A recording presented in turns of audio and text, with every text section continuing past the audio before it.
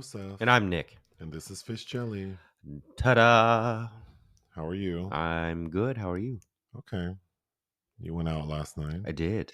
How was that? It's fine. Well, you and I were kind of out all day, and I went out with the same people we were out all day with. Good for you. Today is I Love Lucy Day. Oh. October 15th. How do you feel about I Love Lucy? I like Lucille Ball. I mean, I don't feel... I'm probably not going to watch anything Lucy related today. Did you watch that show as a kid? Yeah, but on reruns on... what was that network? Well, obviously reruns, but... Well, yeah. What was that network called again? The one that shows all of the old movies? Yeah, TV Land or... Something like that. Yeah, because I remember we used to watch that and Green Acres and a few other things from my parents' youth. I loved I Love Lucy as a kid. I didn't get into the show she did later in color. Yeah. Where she was older. Mm-hmm. And then my sister and I used to like to watch that movie with her and Ricky and the long trailer. The long trailer. Yeah, the long. I think that's a Vincent Minnelli movie. And then she was collecting all those rocks. Yes. That's a cute show.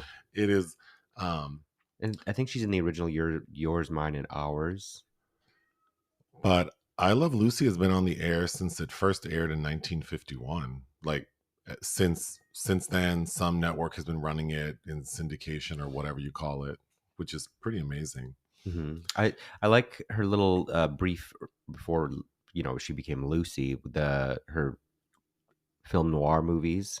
Yeah, she did a Douglas Sirk that is worth checking out called Lured, and I remember The Dark Corner. That's kind of a B-side film noir classic, and I enjoyed Nicole Kidman and Being the Ricardos.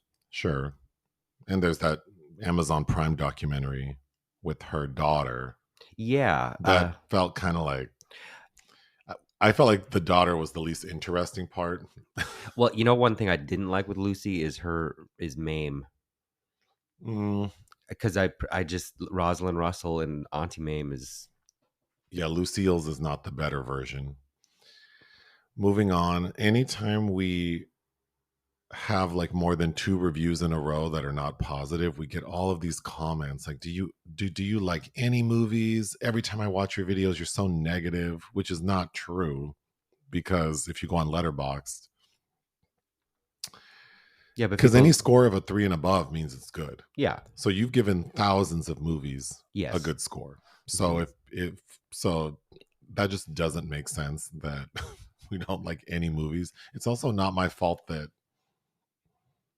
Well, that's not how we rate things. But like every other thing I have to give a positive review to. If I'm watching a bunch of shit, it's shit. And I'm going to say it is. So... Oh, and then this also made me want to... Or this reminded me that I wanted to... One of the videos we reviewed, When Evil Lurks, which was universally praised. Yes. I think on Rotten Tomatoes, the last time I checked, which was when I entered my pull quote, I was the only person who gave it a rotten... Yeah, I don't like that movie. And you also did. I don't think you've put your review in yet, but so I got all of these messages, so I had to turn off the comments on that video. Really? And then of course people add comments to other videos saying, why did you turn off the comments? So then I just blocked them. But that is not a good movie to me. I don't know. I didn't like that movie. Sorry. But but it made me want to remind people that I don't pay to watch these movies. The people in charge of distributing and marketing these movies send multiple emails asking for them to be reviewed, which means someone asked you to talk about it. I didn't just take my little money and go to the theater and pay to then talk shit about a movie. Someone asked multiple times sometimes if you would watch a movie to talk about it. So they already know what's up. And if they don't, then they're bad at their job. I don't know why you would ask someone like me to review your shitty movie and think that I'm going to say it's good. Well, so that's their fault. Like if you didn't do your research and realize that I'm not going to sugarcoat something because I'm so excited to get a free screening, bitch, I don't need anyone's free movie. I can afford to pay to go see my own movie. But see, this is what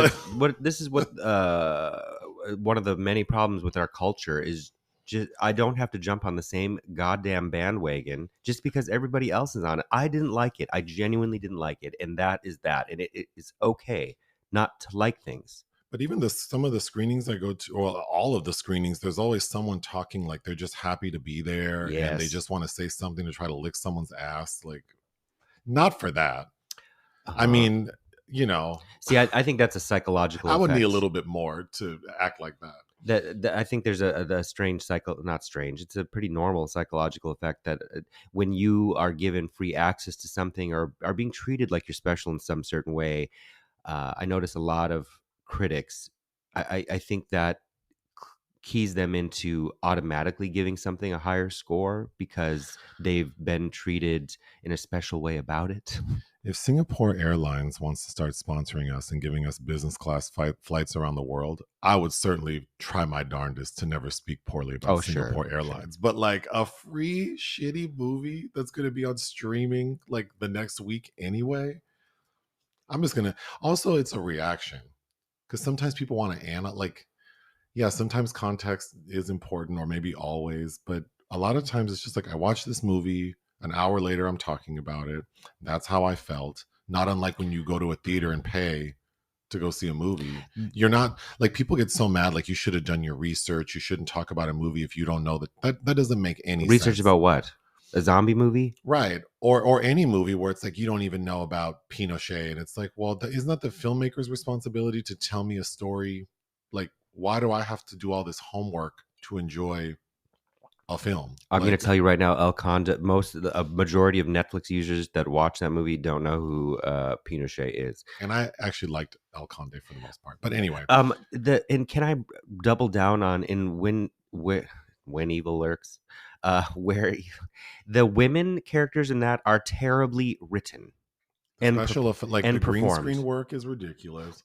It's shot like a full-on comedy with no jokes. Like I'm confused at how people think this is like a cinematic There are a masterpiece. couple of violent scenes that are surprising, and that's it to But me. the gag is people don't think it's perfect because people will say like, "You're an asshole. Did we even watch the movie? I loved it. Yeah, 1, 2, 3, 4, 5 things weren't great, but it was still. Wait, what? Okay. So people do this all the time. They get mad that you didn't like a movie they liked, even though they'll concede that there were multiple major things that didn't make sense. I'm going to invite you to not follow me, not subscribe, and not pay any attention to me because Well, I would invite people to remember that you can really like something that isn't of the best quality. that's And true I too. always say this about me going to McDonald's. I do not think a McDonald's cheeseburger is the best cheeseburger I have access to.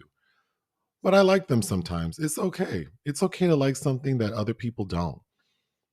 In fact, it feels good to be comfortable enough to not care what people think about things that you like. I think people are insecure and that's why they lash out. Like they want to be validated that they like something. So hearing someone not like it upsets them. Well, it's like you have to gauge. I'm not a flavor for everybody. I don't need to be, and you don't need. I don't need you to like me, and it's okay not to. Just as much as I keep saying forever and ever, it's okay not to like things. It's okay not to like me. It doesn't bother me. Well, moving on to something more positive. Madonna, opening night of her celebration tour was last night in London. Uh huh. And I looked at some videos. You saw some too. Yeah, I thought she looked nice. she looks nice And the production looked, I mean, what I would expect from her, which is a higher quality production with a as lot going usual. on. Well, let's hope that she makes it through all the dates. And I hope that, yeah, because one of her costume changes, she's like showing her legs, and I can see that she's wearing like a knee brace. Mm-hmm. So it's like, I hope she doesn't injure herself so that she can't complete the tour. But looking at the set list, I am reminded of how much I enjoy her catalog, especially her earlier work. I mean, part of the set list, Nothing Really Matters, Into the Groove, Open Your Heart, Holiday, Live to Tell, Like a Prayer, Living for Love, Mm-hmm. Erotica, which I love, Papa Don't Preach, Justify My Love, Fever, Hung Up, your favorite. Yes. Of course, she does Vogue. Apparently, she does like a mashup with Break My Soul, which of course borrowed Vogue. Mm-hmm. Yeah, on and on and on. Another Day. La Isla Bonita. I Don't Search, I Find she's doing. Good. That's a good one. Ray of Light, Bedtime Story. Um, and then apparently she ends with Music, which I know you like. I do. Mm-hmm. And Celebration, which I like. And every time I mention Celebration, people giggle. Like, do It's people corny. not like that song? It's corny. I like it a lot. I don't think I recognize you with your clothes off. She laughed. Insert insane laughter. Anyway, I do enjoy Madonna. Same. And I'm glad that, because that Madam X tour was not for me. Oh, God. So I'm glad this one's kind of back to what we expect. Moving on. Okay, so then people were messaging us about Jada and Will. Oh, yeah. So we need to talk about that. We can take a few minutes, I guess. I don't know. I was all excited to talk about it, but then I don't know that I have a firm thought. What do you think? Because you watched snippets from her Today Show interview where she's promoting her book. Hoda Kotb interviewed her. Yes, and then you watched. And then what did Jada reveal? That she has been not legally, but she's been living a separate life from who we know to be her husband since 2016. So for the past 7 years, they've lived separate lives. They are effectively divorced, but not on paper. Which isn't, to me, is not the most bizarre thing, especially amongst celebrities. Like when we first talked about it, I referenced that Ronan versus Farrow. Like Mia Farrow and Woody Allen did not have a traditional relationship in the way that everybody else thinks relationships work anyway. Like just meeting up at the summer cabin once a week. But it doesn't surprise me. But I think the weirdness of it is like there have been in those 7 years, all of these public appearances where they are giving the exact opposite impression.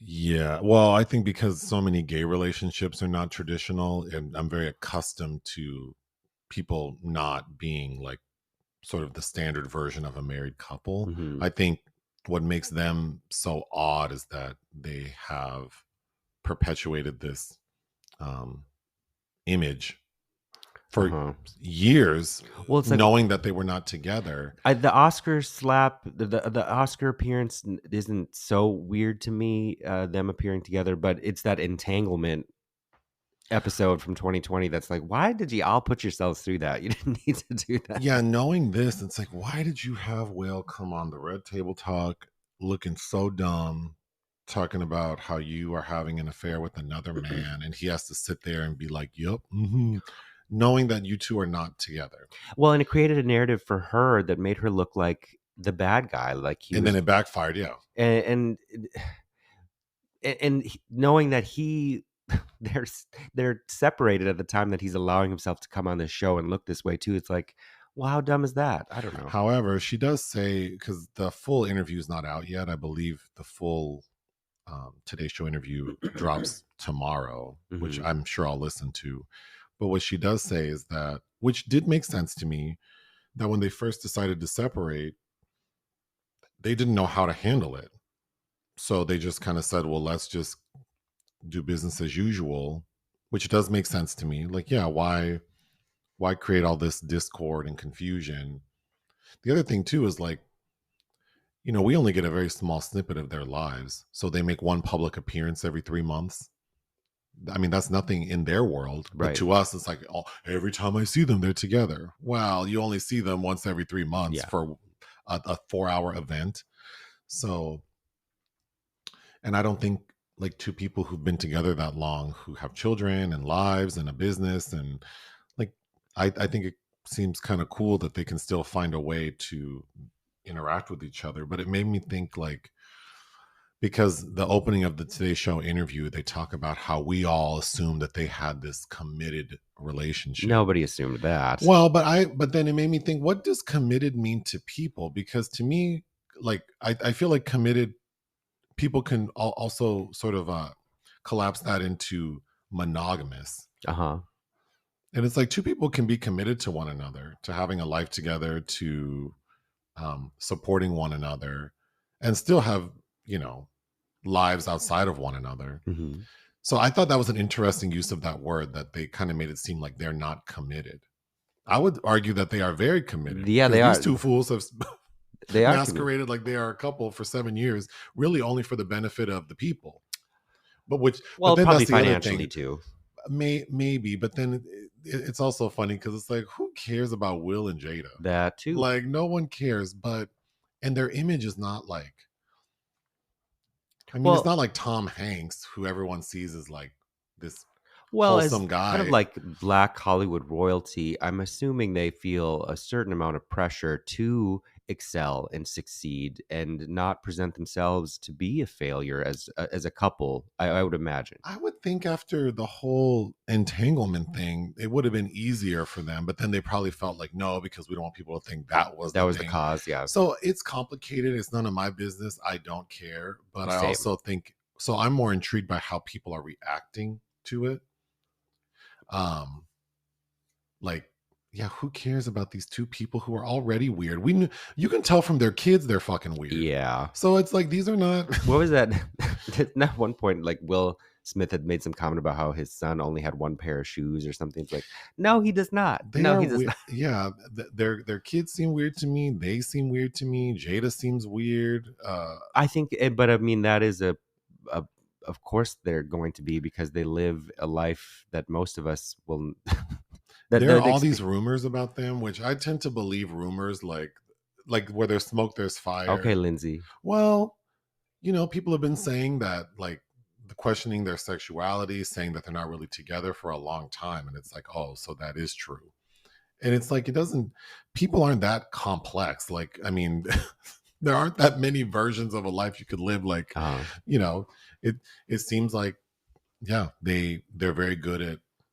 Also, They don't owe us anything. They don't owe us anything. They have very different lives. When you have all that money and access, you can create a world for yourself that none of us can relate to. Mm-hmm. So, yeah, I just thought it was interesting. Also, in that interview we watched, it takes place in Baltimore, which is, I guess, Jada's hometown. And John Waters. Although, side note, Jada has a brother named Caleb, who I went to high school with, so we would hang out with them sometimes. But she is from Baltimore, and the interview was conducted there, not unlike when Oprah interviewed Whitney in that empty theater. But then we see Jada walking around Baltimore, like in the projects. It looked like she's running around these streets. She's still Jada from the block. That I don't like when they do that. Oh, I mean, they got it. No one thinks that Jada Pinkett is walking around the streets of Baltimore just like, oh, gonna go grab some wheatgrass. And like, do you ever run into John Waters, Jada? On your perambulations? That was the part that made me roll my eyes the most, is her in these streets of Baltimore. I do think it's funny. You had also showed a segment of something, all these pundits talking about what they didn't use the word dumpster fire, but whatever. It's 3 days into her book tour and it's already just a mess. And it's like, actually, no, she got y'all talking about her shit. Yeah, I would think this is a success. And it hasn't come out yet. Yeah, her book isn't even out yet, and it's like gone, like her quotes from it have gone viral. Like this is a success, I believe in. Yeah, she duped all of y'all. But whatever. Haters gonna hate. Anyway, moving on to the restaurant section. So we Is that why you're taking me out to eat more often lately? From material? I need more material. Well, it comes out of the business account. Anyway, we hadn't been to Philippe the Original in a long time, and this is a restaurant, like sort of diner near, it's downtown but kind of like Chinatown. It's across the street from Union Station in downtown LA, and they're famous for their French dip sandwiches. And you've been once, I think. Yep. Years and years ago, probably like 2015. And I had been more than once, because I had a friend who we went a few times just to have lunch and breakfast. But last week we were hungry and it was late, like past 9. Yeah, because I wanted to go to Versailles, but they were. It was after a movie. We watched the Holdovers. The Holdovers, yeah. And the restaurant we wanted, Versailles, which is Cuban food, had closed. So I was looking up places, and we ended up at Philippe. And first of all, highly recommend Philippe the Original. The staff was so friendly. That lady was very nice. And they have so much parking, which for downtown LA, and a clean parking lot. There were no homeless people in it, or cockroaches or rats. Yeah, it was. I mean, now I have to make sure I keep it on my mind for places to go later at night. But of course, I got the French dip. You got the lamb dip. Uh-huh. Except you got it on rye bread, I think. No, sourdough. You didn't like that. Well, because they didn't have it. It was harder to dip because the sourdough was slices of bread So the person who assists you kind of makes your food for you as well. in front of you. Yeah. So it's all cold stuff. Like you can't get French fries or like hot. Like there are no hot things. So like, I mean, there's soup and like things you can ladle from a Yeah. pot, but like macaroni and cheese or macaroni salad, potato salad. We got both of those. That potato salad is exactly the kind of potato salad I don't like, where it's like the sweet That relish. relish. Yeah. Ugh. The only thing that would have been worse is if it had raisins, Ew. but it was still like their potato salad's like at the bottom of what I would want. Okay. You liked their macaroni salad. It was okay. I wasn't like I'm not running out to buy more, but it was fine. I will definitely go back. I will not get the potato salad again. We got a pickled egg Yeah, I like that. that looked purple, and I did eat it, and it was fine. What is Pecan pie. Pecan pie is. I don't know why people think it's so complicated to make, because it's not. But Well, the it was trick good. is the filling has to be creamy and firm. And sometimes people make it and it's gelatinous and it looks like it's separating. I Yeah. don't like that. Well, I mean, I'll eat it, but I'm not happy. that's a about failure. Yeah. Mhm. it. But yeah, shout out to Philippe the Original. I do like that place. There is something in the sorry to this man section. Yeah. Do you want to explain what that is? Because our good friend Bill Antonio informed me that I've been mispronouncing the surname of Daniel Auteuil, the French actor, incorrectly. So, and I've been doing that for years. And I've said, and this goes to anybody. If I'm mispronouncing something, please just let me know. Especially with names, I'm usually I'm willingly butchering how do people's you names. spell that name? I think it's Auteuil, or along those lines. I already know. I would have said Daniel O'Toole. Like Peter O'Toole. Well, like O'Toole. Yeah. Like Daniel O'Toole. I know I've been saying the last name. And you know what? Technically I know better, but using whatever part of my brain. If I mispronounce something, feel free to tell me. I probably won't remember. Although someone did tell me, so maybe I should verify this. I always say the story culminates with, but someone told me that it's not culminates with, it's culminates in. So if you'll notice, the past like week or so, I've been saying culminates in. But if there are any English majors out there or English teachers, please let me know if that's not correct. Culminates with. Culminates in. The story culminates. I mean, in. off the top of my head, that sounds right. Culminates in does sound better to me than culminates with, so I do appreciate that. But names are tricky. I mean, well, especially because I won't remember. So yeah, because I don't say that name all the time. But I do thank you, and that it doesn't bother me to be corrected. As much as, I mean, if I'm right and you're trying to correct me, then no, shut you down. But well, shout out to Daniel Auteuil. Mm-hmm. You've seen him in things. Oh, okay. Let's take a break. Films released we didn't cover. Taylor Swift's Eras Tour. Yeah. Eras. What is it called? Isn't it Eras? Era? Oh, I said Eras. When I tell y'all I couldn't care less about whatever Taylor Swift's doing. At the same. Taylor Swift's Joey Arias Tour. I'll be 45 in like 10 days. And I think it's weird when like, how old is Taylor Swift? Let me see. She in her like 28 or something. This is worth looking up. How old is Taylor Swift? 33. Oh, damn. Okay. Well, I mean, I don't pay any attention. And Ariana Grande is 30. I don't. All you gaming out there who are obsessed over these children, I'm not. I'm a middle-aged man. Talk to me about Janet Jackson, Madonna, Vanessa Williams. You can talk to me about Bobby Brown. Oh, actually, Bobby Brown, he deserves more time than Taylor Swift, actually. Yeah.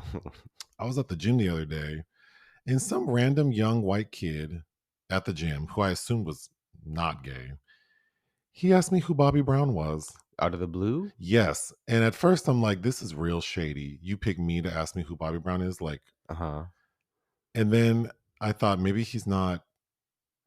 Well, then I'm also like, you have like all the information of the world on your phone. Yeah. Yeah. So why are you asking me who Bobby Brown is? I did answer him. I said, do you know who New Edition is? Of course not. but knows Britney. I said, "Do you know My Prerogative by Britney Spears?" Yes. Okay, well, that's a Bobby Brown song. He did it first. And then I said, "You know who Whitney Houston is?" Yes. He's her ex-husband. And then that was the end of the conversation. And the father of her child that is also dead. Well, that would have been too much. I doubt that he knows that. But anyway, Taylor Swift had a tour over the summer who some people said was better than Beyonce's. But you know, I like to quote Yamanika Saunders, and she had a little a snippet that said she was talking directly to Taylor Swift, like, "Don't let these crazy white girls convince you that you are better than Beyonce in anything." Or what was that other thing about that little video where she's dancing around? I just am not impressed. Sure, is she a talented lyricist? Yeah. I don't know her music. I mean, I know like 2-3 songs. She's talented. I just am not interested. She's very successful. Yeah. So you can't take that away from her. But 3 hours? This movie is 3 hours long? Movie. I'm not watching that. I'm watching Beyonce's though. Oh, yeah, we'll see. Because you know I wasn't about to go to the Renaissance tour and have me dressed in like a baked potato. So, well, so we will be attending Beyonce's movie next. Anatomy of a Fall. I think we missed all the screenings, and I didn't ask for a link, but I'm sure you'll see it eventually. This won the Palme d'Or at Cannes this year, directed by Justine Triet and a great Sandra Hüller. I think it's a very good film. I really liked it. It's doing a lot of things and becomes a pretty good courtroom drama, but I think you would like it. The Burial. This I also saw several months ago, but I think it came out theatrically and it dropped on Amazon this week. The one with Jamie Foxx and Tommy Lee Jones? Yeah, and Jamie Foxx's performance is good. It's interesting. And if you like Tony, it feels good? Yeah. Is that song in the movie? Yeah, Tommy Lee Jones sings it. That song's on my gym mix. Yeah, it's a good song. I like Tony. But it's directed by Maggie Betts. And you know who's it's her second film. Whose first film I quite liked, Novitiate. Anyway, that's how. You know, you can also ask me, but before you ask me about Taylor Swift, you can ask me about In Vogue, Mary J. Blige, Toni Braxton. Okay, sure.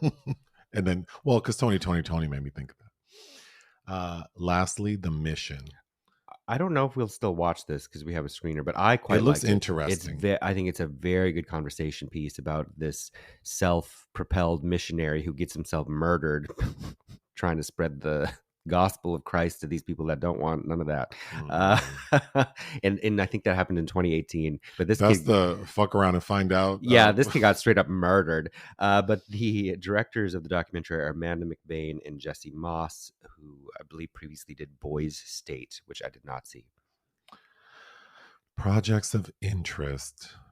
I'm going to mess this up. Misericord? Misericord. I think I've talked about this before because Alain Guiraudie, who directed Stranger by the Lake, which you do like, had announced a new project. But the exciting news about that project is Catherine Fro, who is a French actor I really like. Her and her sister are such weirdos, but she's usually excels at comedy. But I'm excited. That's an exciting pairing to me. Argento's doing something with Huppert. We've already talked about this well over a year ago, that Dario Argento was going to remake some 1940s Mexican genre film, and it was going to star Isabelle Huppert. And then we didn't hear anything for months and months. I assumed it was dead, but just very recently, this past week, she confirmed that it's happening. Apparently, he broke something, and he's old, and that had delayed production. But I think this spring maybe. So that's exciting to me. The Birthday Party. Lea Maisius, I think will be her third film project. It's based on a popular French thriller that's being described as like the female version of A History of Violence. No cast attached yet. Her last film was The Five Devils with Adele Exarchopoulos, which had ideas I liked. I didn't end up caring for that movie, but that has its little fan base. She's also a talented screenwriter who's worked with Celine Sciamma and Jacques Audiard recently on their project. Oh, and I think she co-scripted Stars at Noon, the Claire Denis film, which I am a fan of. Lastly, Heat 2. Michael Mann he's going to make a sequel to Heat. He had already written a novel for him, which I would be curious to read. But apparently, he wants Adam Driver, who he just worked with in Ferrari. Can I? Side note: Ferrari, I didn't like. I'm tired of all of these actors using iffy Italian accents, speaking in English, and we're in the dead zone of Italy in the 50s. Would not be speaking English, and they had Yeah. the audacity to premiere that to an Italian audience in Venice. Mm. I was notified 3 minutes ago that in our review for Carrie, the Hmm. actor of Tommy was played by William Catt, not Christopher Atkins.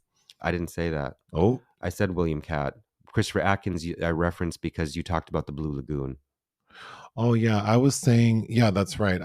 I was saying that I think William Catt's hair should have been more like Christopher Atkins and not that Yeah, I'm pretty sure. chicken shit job they did on I'm pretty sure Tommy. I talk about William Catt. I also referenced another movie that he did called House with Kay Lenz. So But thanks for trying. thanks for trying to Okay, correct me. so moving. Oh, also, you mentioned Michael Caine announced his retirement, and I fully thought he was No, deceased. he's actually has a surprising amount of output for how old he is. His new movie, I think, just premiered in the UK, the one with Glenda Jackson, who did die earlier this year. Movies watched for fun. Black Sunday. I rewatched this. It's Mario Bava, his breakthrough film, but probably my favorite. But particularly the opening. This is a fantastic opening with Barbara Steele as the witch who gets that mask pounded into her head, and then 2 centuries later gets reawakened and tries to take over the body of her distant relative, also played by Barbara Steele. But it's a morbid little film. If you like Bava, it's must see. I don't know how to pronounce this. All I see are letters. Is it Kwaidan? Kwaidan, which I guess is an archaic Japanese word meaning ghost.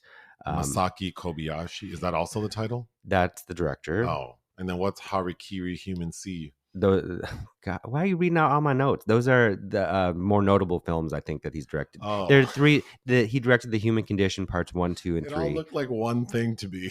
Well, it's not. Moving on. Well, I'm Why not did? done talking about it. Oh, But this was nominated for an Oscar for Best Foreign Language Film, what it was called at the time. I've only seen this once. I remember I had a movie night for it with a couple friends in circa 2007. It's part of the Criterion Collection. And I recall when I watched it the first time that we didn't look up how long it is because it's 3 hours. But it's basically four different ghost stories in one film, and it's at least three of them are good. Part 3 drags to me, but it's beautifully shot, moody little film. But I don't know that I think it's terrifying because it's like even on Letterboxd it's listed as one of the best rated horror films of all time. It's like, well, sure, why did you watch Chariots of Fire? because I've never seen it. Okay. Um, because this won Best Picture 1981. This movie was so boring to me. Oh my God. The score is great. I love the score, even though it's used as like a comedic punchline since forever by Vangelis. Mm-hmm. And Ian Holm playing he's like, they describe him as half Italian and half like Arabian or something. Ian Holm. No. He was Oscar nominated for this. Uh, There are so many slow motion shots of these men running that look garish and uncomfortable. This was, of course, Hugh Hudson's breakout film. I think his first narrative debut, technically. I had to look up what this won against at the Oscars. It's unbelievable. This won against Raiders of the Lost Ark or Mm. Reds. It won against Warren Beatty's Reds. But I can already see those old ass people thinking we don't want to give Warren Beatty. He won Best Director, but it seems they get weird when actors that turn directors make it to the Oscars, kind of like they did with Ben Affleck in Argo, because Oh, that won Best Picture, but they didn't nominate Ben Affleck for Best Director. Very odd. Like, what the? It's just strange and a testament to why are we paying attention to that shit anyway. But I'm sure they thought Spielberg with Raiders was still too probably young and it's a genre film.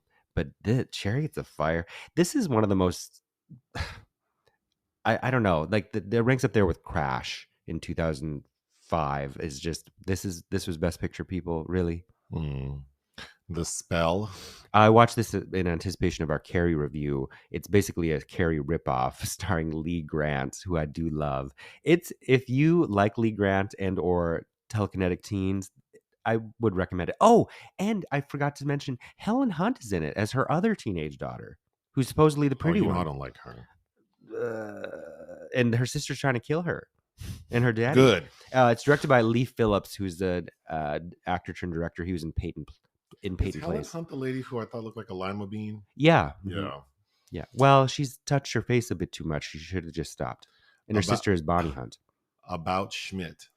Because of the holdovers, I was curious to revisit. I haven't seen About Schmidt.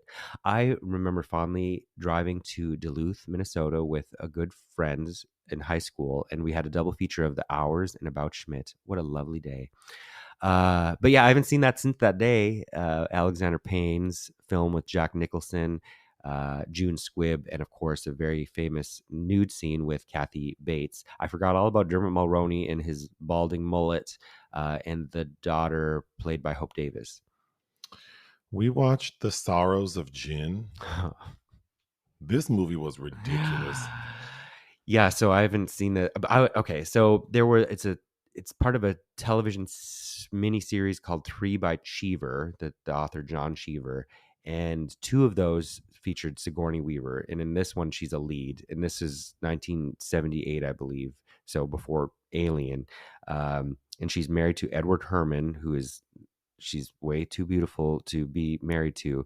And it's about an hour long, and it stars the little girl who played Christina Crawford in Mommy Dearest. This story is about this married couple. They're clearly like upper middle class. They have this young daughter who you mentioned. And Sigourney's character is like a stay-at-home wife who can't take care of her own kids. So she has to have a nanny slash like housekeeper slash cook. Yes. And they keep running through them like dirty draws. The first one is Eileen Heckert, who's an Oscar winner for Butterflies Are Free, and also a great drunk in The Bad Seed. But that first nanny we see, that older lady, she is a twin. This story is so I would highly recommend people watch this. It is so out of control. But the first housekeeper, she is a twin, and she's like the bad twin. Yeah. Like a total derelict. So at one point she tells the little girl, don't let your dad drink gin. Well, because that's all they swill gin every night. So any chance you get, pour out his gin. Mm-hmm. So the old lady gets fired because she ends up like taking the day off to go get drunk. So she gets fired. Then another lady shows up, and the little girl dumps the gin while that lady's there, like on her first day working. So they fire her. No, she quits. That's the black lady. Oh, that's the black lady. She's like, y'all not gonna talk to me like this. Yeah. She's the only one with any sense. Yeah. Then the next lady, same thing, pour the gin out. The husband yells at her, and this lady goes off. That is the Australian actress Rachel Roberts from Picnic at Hanging Rock. That's probably the best moment of this stupid ass movie.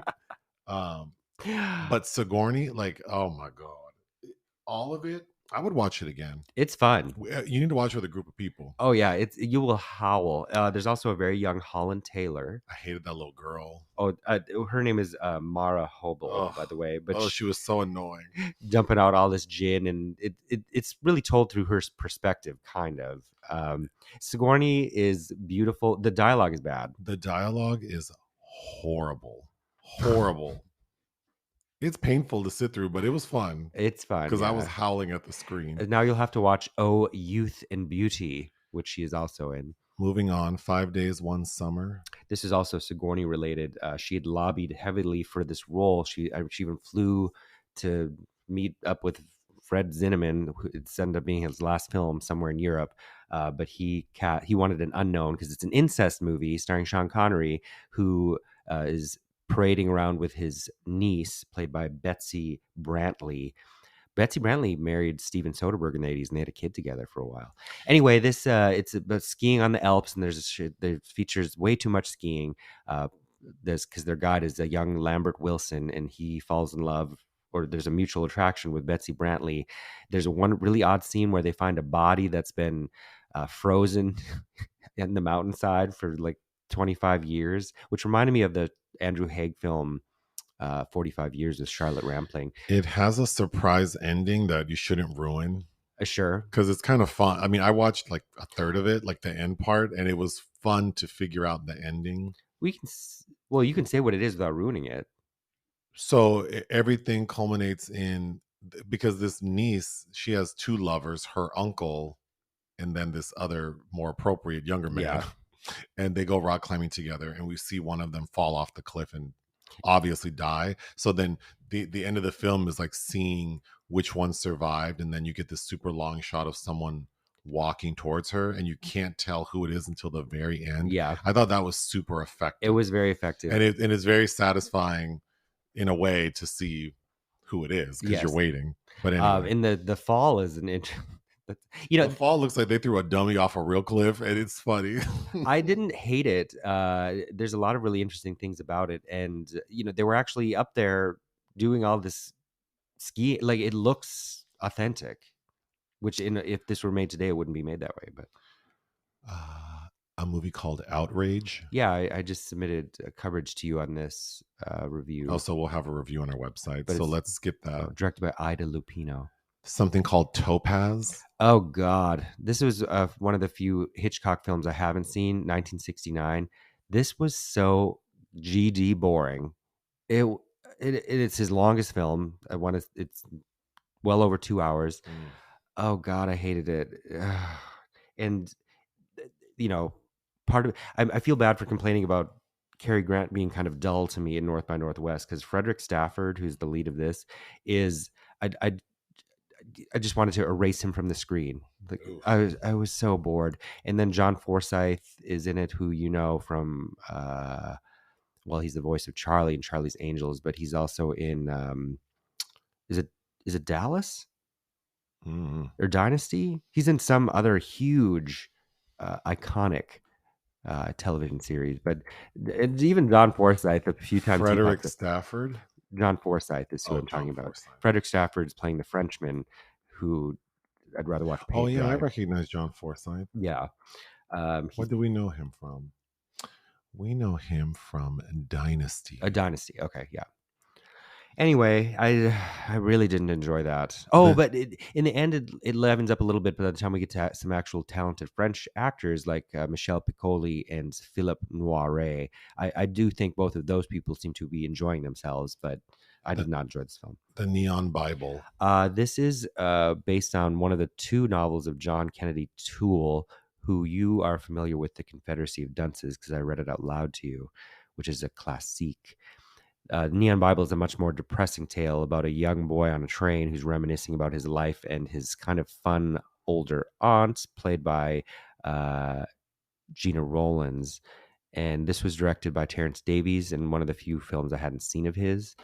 He died last week. It's interesting. I liked it well enough. He considered it a failure, competed in Cannes, but he treated it like it needed to be the stepping stone he needed to make The House of Mirth, the adaptation of the classic Edith Wharton novel. And yes, The House of Mirth is a much better film. And I haven't watched that in years and years and years. Dr. Jekyll and Ms. Hyde. Directed by David Price, the director of Children of the Corn 2. I don't believe he made another film after this. I had brought this up and we found it on YouTube because it's not available to stream. Tim Daly. Tyne's brother. And their unknown sister Twine. Tim, Tyne, and Twine, the Dailies. Oh my God. I need to add a new section to the podcast of things that made me laugh really hard, because we watched a movie and one of the actors, I said, oh, she looks like she could be a Phillips sister. And then it took you a while, like you didn't say anything for like a while. And then you said, oh, her name is Chinese Phillips. It didn't take me a while. I said that. You did say it immediately. Yes, like time went by and then you just go, oh, her name's Chinese Phillips. And I thought that was funny. Because it was. But Dr. Jekyll and Ms. Hyde. So Tim Daly from Wings, he plays this scientist who inherits his uncle's like scientific research journals and discovers like he can make some potion that alters a person's DNA. So Tim drinks this potion and it turns him into a woman, and this woman is played by Sean Young. Sean Young. It's not good. It's worth watching. Like I would get on YouTube, and if you're interested in feeling like your brain's frying, put this shit on. It was terrible. The writing is terrible. I mean, it's so problematic in a fun way because it's the early 90s, right? Well, it's funny thinking this came after Ace Ventura, where she also had a character with a trans character. And Jim Carrey was supposed to be in this, yeah. And I can see. So the problem with it is you needed a comedic actor in the Tim Daly role. Yep. Tim Daly's very handsome. Yeah. But that's it, because it's just kind of cringy. Very. Whenever he's on Sean Young. Beautiful, but she's crazy behind the eyes anyway. Yeah. So it's kind of fun watching her. Like, she really does a good job with the role. But when it's not her on screen, it just feels like, what is happening right now? Dullsville. And Jeremy Piven playing a creep. So I guess that was good casting. But I would still, it's worth watching on YouTube. But the end of it, the end credits, because, oh God, Lisette Anthony is so annoying as Tim Daly's girlfriend, who's super bothered to see him wearing a woman's clothing. But the end credits, they're like, blah, blah, whatever their dumb character names are. Like, they're expecting a baby. They don't care if it's a boy or girl, as long as it's not both. Like, whoa. Well. You watched Koyanikosi? How do you say that? Say it again. Koyanikosi. From Godfrey Reggio, the first part of his Kotze trilogy. I watched some of this. It looks like a screensaver. It's beautiful. Beautiful, to think that they had to get all this footage and edit it together and have kind of thematic subtext about how our world is continuing to spin out of control and erode beneath our very eyes, with a phenomenal score from Philip Glass as usual. But it's transfixing. It's and kind of relaxing, I think, as well.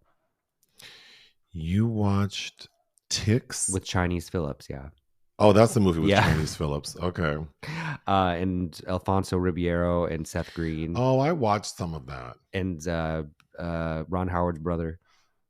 It was, clearly I didn't finish it. It's not good. A creature feature. I remember the VHS cover and being so thrilled that my dad allowed me to rent this.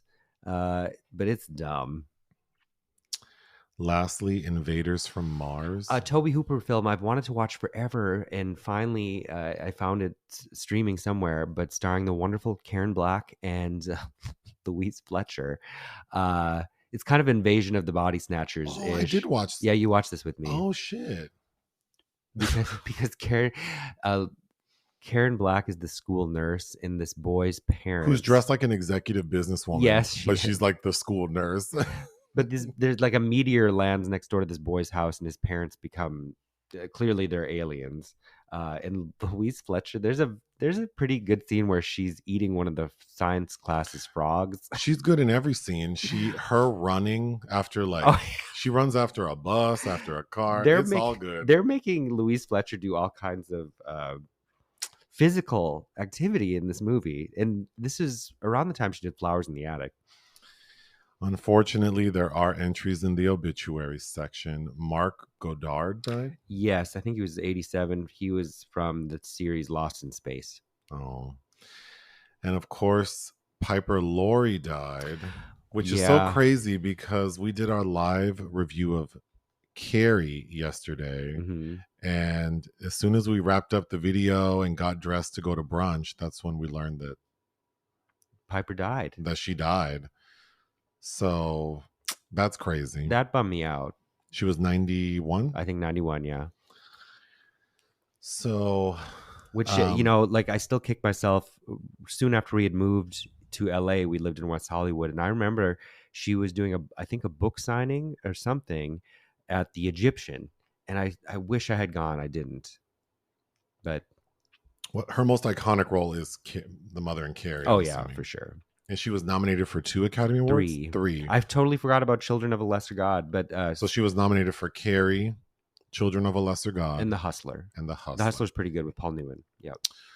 So And we recently reviewed Return to Oz. Oh, that's right. She's in Return to Uh-huh. Oz. She's the nurse. She's the aunt. So she's the She's the aunt. Aunt M character. Oh wow. Well, let's take another break.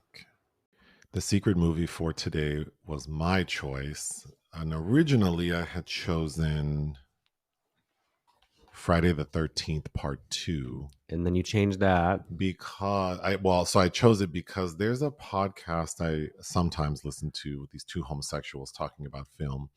And they reviewed Friday the 13th Part 2 and said it was like the scariest and best of all of the films in that franchise. And one of them gave it 4.5 out of 5 stars. So I was like, I don't even remember watching this movie. I need to watch it. And since it's Halloween time, it would make a good selection.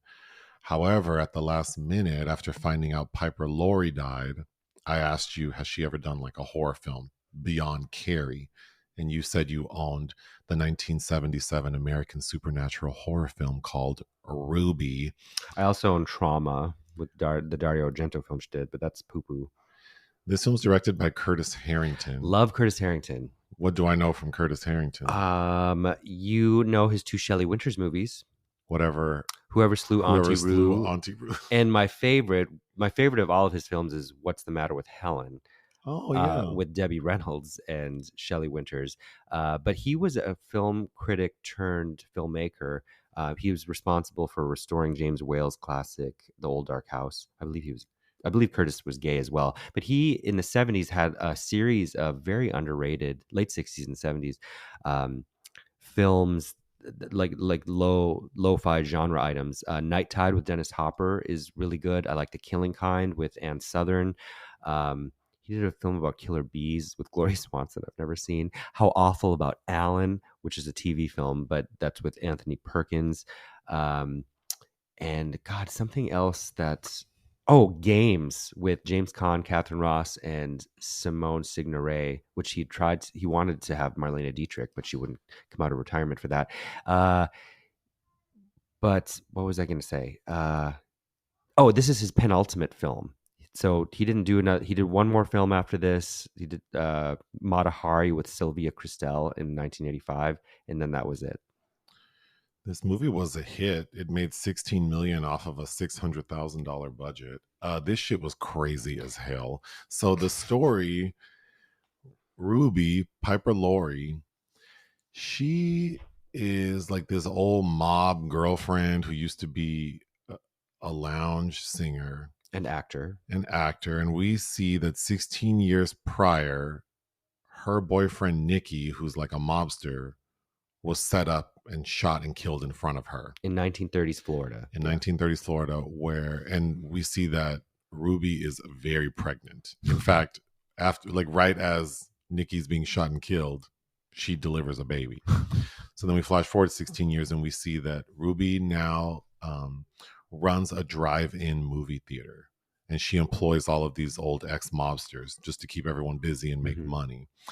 And she lives kind of on the grounds of the drive-in with her boyfriend, Vince. Played by Stuart Whitman. Another old ex-mobster named Jackie. Mm-hmm. And her daughter, the one she delivered on that day Nicky died, named Leslie. Mm-hmm. So Vince, the boyfriend, then Jackie, the old mobster, he's in a wheelchair, and we see that he's blind because his eyes have been gouged out. And then Leslie, her daughter, is mute. Mm-hmm. Okay. So it's just business as usual at the drive-in when the projectionist ends up dying. And as the audience, we can see that maybe something like paranormal happened. So Vince tells Ruby, and she's like, oh, wow, he probably just killed himself. Like, get rid of the body. They never call the police, which I guess makes sense because they're all old mobsters who were used to fixing stuff. Mm-hmm. Then one of the concession stand workers, he ends up being found dead, like hanging from a tree. Mm-hmm. Vince tells Ruby, and Ruby's like, oh, well, whatever. He couldn't take it anymore. And Vince is like, no, something's going on. These people wouldn't have done this. I think the spirit of Nicky's doing this. He's mad because he wants to know who set him up. We find that So this story, there's so much going on because Vince used to be in prison, and one of like the prison psychologists, I think his name is like Dr. Keller, he shows up seemingly out of the blue, but Vince does say like, "Oh, the letter I wrote you." And we find out that this prison psychiatrist is also, or psychologist, is also a paranormal psychologist Mhm. and a psychic. And that's Roger Davis from the series Dark Shadows. The instant Dr. Keller walks in that house, he's like, "Oh, Nikki's here." He wants answers. He wants revenge. Then the movie kind of turns into The Exorcist because Leslie becomes possessed. There's even a scene By where her dad. by her dad, Nikki. There's even a scene where she's in the bed like Reagan, like all contorted, like Mhm. how when she walked down the stairs, and she's talking in her dad's voice. So now Ruby's convinced. Everything culminates in Ruby confronting the spirit, like not his actual spirit, but like she goes into like a ballroom and she says, "I can prove to you that I didn't set you up, that it was Jackie who did it." Mhm. And she proves this to him by saying, "I gouged Jackie's eyes out Uh-huh. and I have his eyeballs in a jar. Here, look." And then we see that she has the eyeballs in a Looking jar. like those pickled eggs, yeah. We immediately cut to her getting all dolled up. Mhm. Ruby is red hot in this little outfit she's Ruby wearing. is red. She is red hot and she's prepared to go meet Nikki. They live next to a swamp. Like this drive-in theater is next to the swamp. Yeah. She walks down to the swamp and we see Nikki. She has seen his spirit already. Like she's imagining it, I guess, or actually seeing it. But in the end, she walks up to his spirit, grabs its hand, and walks into the darkness, Mhm. the fog. And the final scene of the film, which you can talk about because I understand that that had to be reshot, is Ruby underwater being attacked by a skeleton, Mhm. like a spirit Halloween Like he's skeleton claiming her. is, Nikki's skeleton. and then that's the end of the movie. Yeah. This shit. It is a chaotic bit of storytelling. Piper Laurie is serving, and She is. if you could just like get her scenes, it would be fun to just watch that. Unfortunately, this DVD, like the one you own, it's not remastered. It looks terrible, I like bet it's on season one Blu-ray Drag now. Race. Yeah. The sound is not great. Yeah. There are no subtitles. So it was a bear to get through. And I think because Piper Laurie is OTT, but everyone else is sort of playing it seriously. Oh, and then the mute daughter is so like, ugh. Janet Baldwin, who looks to me like Bud Cort. She's unfortunate. And her mute acting is Yeah. like It's I remember I've seen this once before, but not since I bought that DVD in like 07, thinking that it was offbeat and odd. it is. And it is, I don't know, in a good way, because really nothing happens. It's like 45 minutes of exposition, and the movie's only an hour and 24 minutes. Yeah, it's not even 90 minutes. And so more than half of it is just, yeah. By the time we get to the actual possession stuff, it's almost over. Should I just go through my notes? Mhm. Ruby is sitting around looking like Lola Bazard. Like These red she's wearing like, or a flamingo. she's all dolled up and like with her feathers, and she is just constantly reminiscing on her time as a lounge singer. Mhm. We get a moment where she is actually like singing in front of Jackie, Mhm. who's like, not only is he blind, but he seems like He's like that old grandpa in Texas Chainsaw Massacre. he's like lame and blind. Yeah. I mean, I don't understand what's happening. But the way Piper Laurie is delivering these lines and her character is so just over the and she's not concerned about the deaths of these men, her employees. And Vince keeps saying, like, you know, like, I'm worried. The projectionist who dies first gets choked with celluloid. And the movie that's playing at the drive-in is the original The Attack of the 50-Foot Woman. So the screening is interrupted, and these patrons ain't shit. But she marches her ass into that projectionist booth, and she's like, whatever his name is, like, you get that film back in there or get out. Oh, she has her line delivery is pretty fun. She has lines like, Ruby always takes care of her boys. And then Vince looks at her like, bitch, I'm trying to get your help right now and you won't help me. Like, what are you talking about? Okay, the next best character is this character named Violet. And she's the drive-in prostitute. Yes, So she literally bounces from car to car, from concession stand to wherever. Her name's Violet. I thought it's Lila June. Wait, is it not Violet? I think swore her name was I think Violet. it's Lila June. Oh, weird. I swore I heard Violet. Anyway, she's this pretty blonde who at first I thought they were trying to make seem like she's like a teenage girl, but then she looks like she's probably like in her 40s, but she's dressed like one of those sock hop girls. Mm-hmm.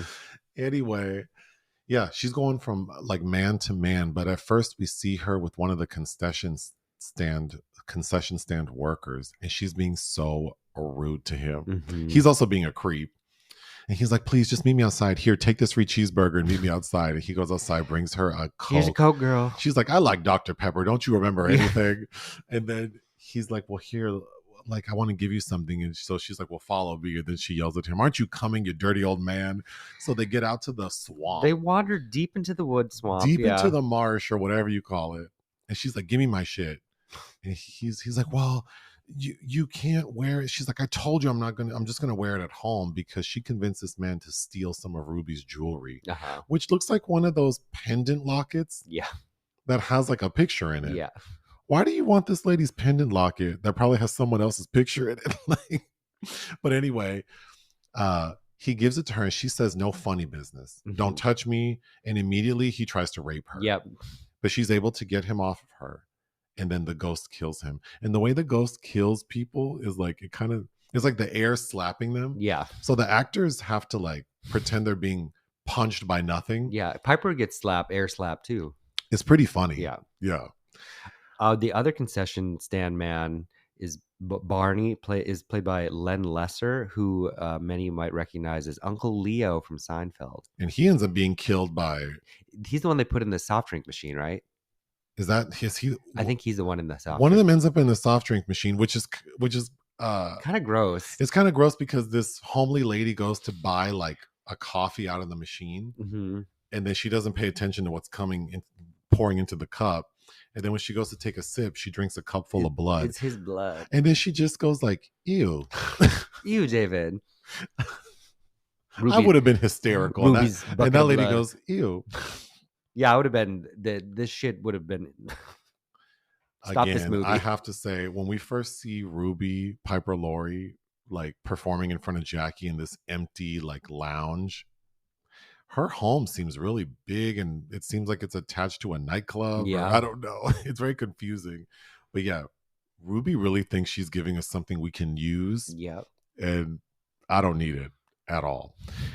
Leslie, the mute daughter, is so creepy to me. She is creepy. And there's a scene like during the day, so this is after the concession stand guy is killed and hung in a tree, and we see Leslie's goofy creepy ass just like tiptoeing through the tulips with her little flower basket, and she's like smelling flowers you don't smell. What are those ones that like they're like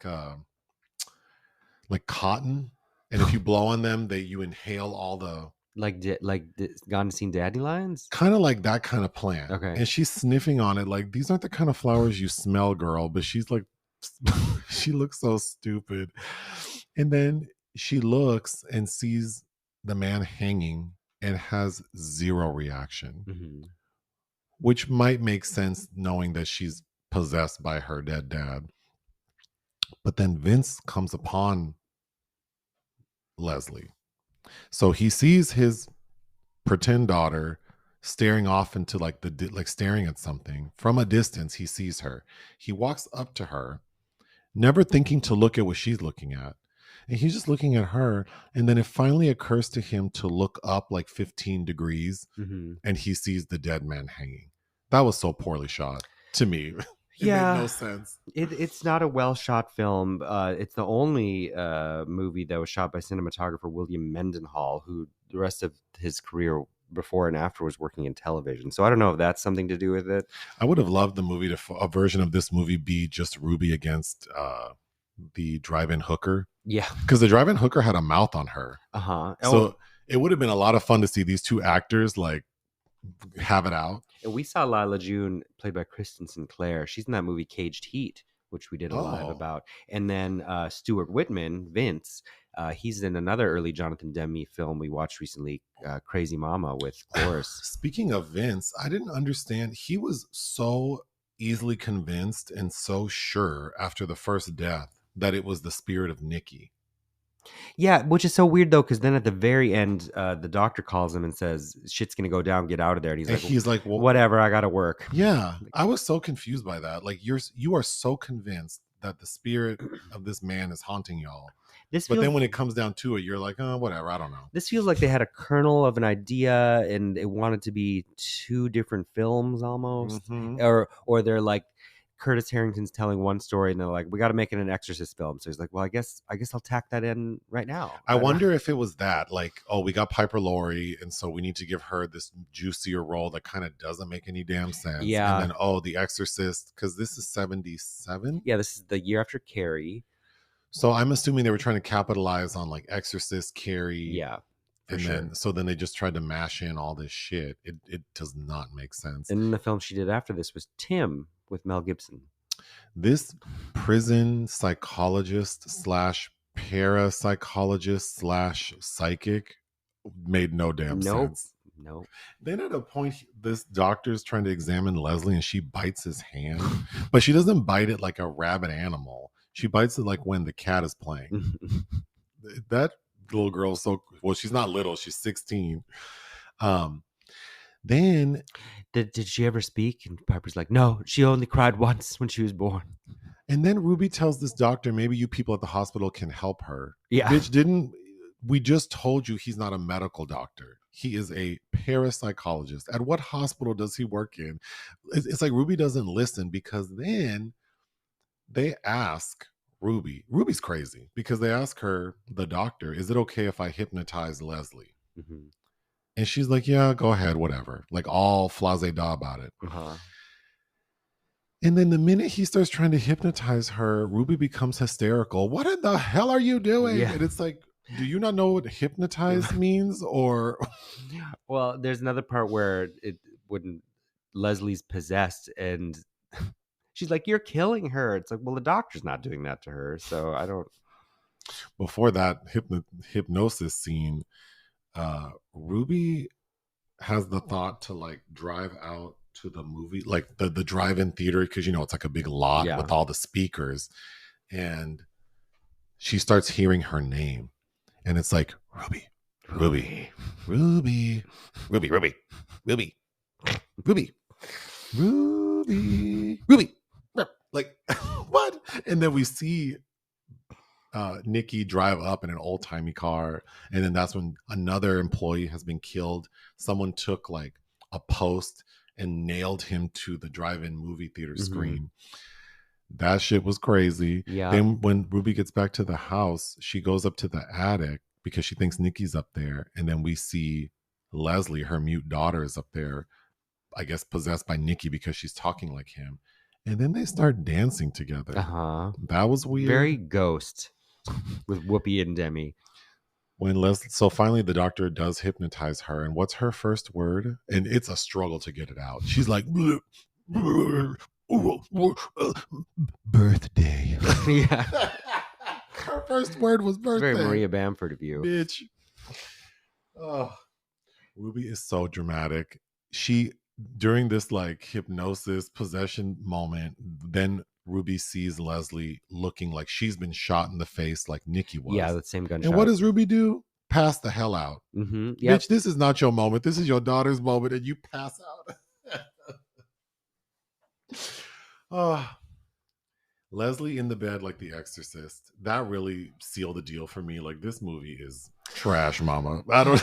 In my mind's eye, I was more entertained by it than I was watching it again, but it isn't good. And then the final. So apparently the producers wanted a different ending, demanded a reshoot, and both Curtis Harrington and Piper refused to be involved with that. So that's why you get a woman who's clearly not Piper Laurie. Oh, because when Piper Laurie's when Ruby is red hot in her little outfit, she has She has like a round shoulder length cut with a lot of layers, so her hair is pretty short. Mm-hmm. But when we see her at that final shot in the water, her hair is down to her bra strap. So I was like, this does not make any sense. But then when you told me it was a different actor, purportedly those scenes were shot by, I guess maybe she hasn't actually admitted it, but Stephanie Rothman, who is one of the few women working in horror at that time, because she famously made a film called The Velvet Vampire in 1971. Is But that apparently, like a gay vampire? it might have I've only seen that once years ago. Lesbianic undertones, maybe, but that to me, that's her biggest film, I think. But I do want to talk about the scene before the final scene, because you already alluded to it when Vince is told by the doctor, like, get out of there, things are going to go down, and he's all like, whatever. And then there's like a cyclone in the ticket booth, and then the wind's blowing like a hurricane. It all felt very The Wizard of Oz to me, because then we get Nikki on the big screen talking about, I'll get you, all of you. Like, I thought of the opening of Poetic Justice in that moment. This movie is like Poetic Justice mixed with The Exorcist, mixed with the Wizard of Oz on crack. Mm-hmm. Like, it is so odd. And I guess I see why Harrington, but it's funny, it made a ton of money, I think, because it came out the year before Halloween, but it had that record for a year of being the most profitable independent horror film. So I don't know why he didn't kind of continue on that wave. The final shot of Ruby being choked underwater by a spirit Halloween skeleton, and then it abruptly ends and we get the credits. And then there's a song. And I'd like to try to perform a little bit of this. Oh, you're going to perform it? Well, okay. Me. Let's Ooh. see. Ruby, no one can love you like I do. Truly, I've always wanted only you. So much, and still so little. I just can't get enough of Ruby. That's not quite how it plays in the film, but sure, you get the gist. You think you could do better? No, it's like a loungy. You didn't need to call me out, because no one's gonna watch this movie. Crooner. No one would have known. Somebody will watch It's this. like on Drag Race, like when old girl did the Mona Lisa. Don't nobody know what she sounds like. You just ruined my little I didn't ruin it. fantasy. Okay, Mariah. People might have thought that I did a good job, and now they know I didn't. I didn't say you didn't do a good job. It's a different. This is chapter 3 in my book, My Life with Nick. Interpretation. Disappointment and ridicule. I didn't let the record show. I didn't. I'm Kathleen Turner, Serial Mom. I was just standing here. That's your interpretation of the song. Yeah. What would you give Ruby? 2. I would give Ruby 2 out of 5. And this shit is not good. You almost chose The Rage Carrie 2. Well, because you were interested in seeing it, as was I, and we just reviewed Carrie, which, my memory's so bad, I figured I might as well get it while the getting's good. Uh-huh. But in light of Piper Laurie dying, she is a delight in this movie. Yeah. She is so over the top. Bless her heart. We also did a review of The Faculty sometime in the past year as well, which she's one of the teachers. We have a live review of The Faculty if you want to hear more about Piper Laurie. Yeah, so film. We've crossed paths with Piper this year. But goodbye to this lady. Yeah. She seemed like I don't know anything about her personally. My voice is going. I don't know what's happening, so we probably need to stop. But I don't know much about her, but she seemed like a fun person based on her acting style. Yeah. So she lived a long life. She did. What do we have going this week? You get to see Killers of the Flower Moon tomorrow at the premiere. Oh, couldn't be more excited about that. Yeah, I think you'll be entertained by De Niro and DiCaprio. It's long though. It is. So I'm seeing Killers of the Flower Moon. And then I don't know what else you're going to agree to see this week, but that's the big one that is coming out. Do you have a quote for us or anything? No, I'm still making my way through Orlando. The AFI Film Festival is coming up soon, so I'll be seeing a couple things with that. And then you may or may not be here. Yeah, we'll see. We'll see. All done? Yeah. Ta-ta.